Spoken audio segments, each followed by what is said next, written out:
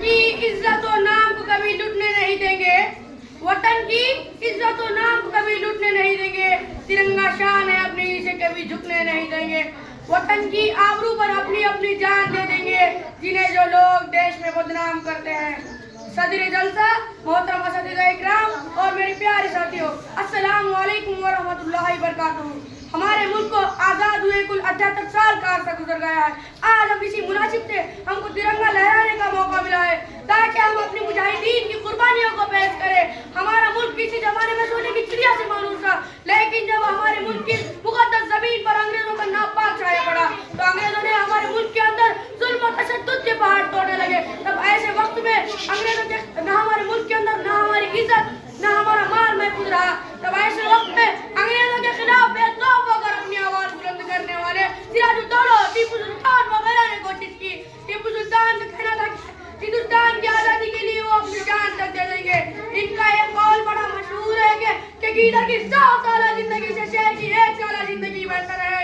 इन्होंने अंग्रेजों के दिल में एक लर्जा पैदा कर दिया था और आजादी की जद्दोजहद में वो भी शहीद हो गए। हमारे मुल्क को आजादी दिलाने के लिए कई रहनुमाओं ने हिस्सा लिया। इनमें महात्मा गांधी, नेहरू जी, मौलाना अबुल कलाम आजाद, भगत सिंह, सुभाष चंद्र बोस वगैरह ने कोशिश की और आखिरकार 15 अगस्त 1947 को हमारे मुल्क को अंग्रेजों के गुलामी की जंजीरों से आजाद कर दिया।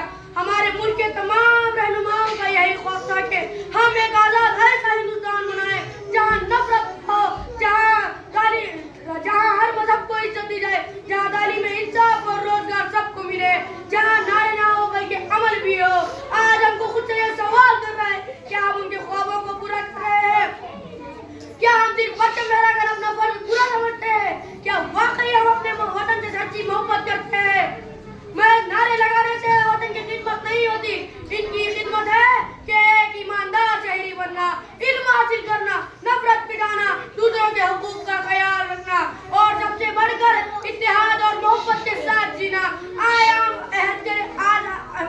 हम अहद करें कि आज हम न सिर्फ आज़ादी का जश्न मनाएं बल्कि इसकी हिफाजत भी करें। हम तो मिट जाएंगे है अर्ज़ वतन, हम तो मिट जाएंगे है अर्ज़ वतन, तुमको जिंदा रहना है क़यामत की शहर।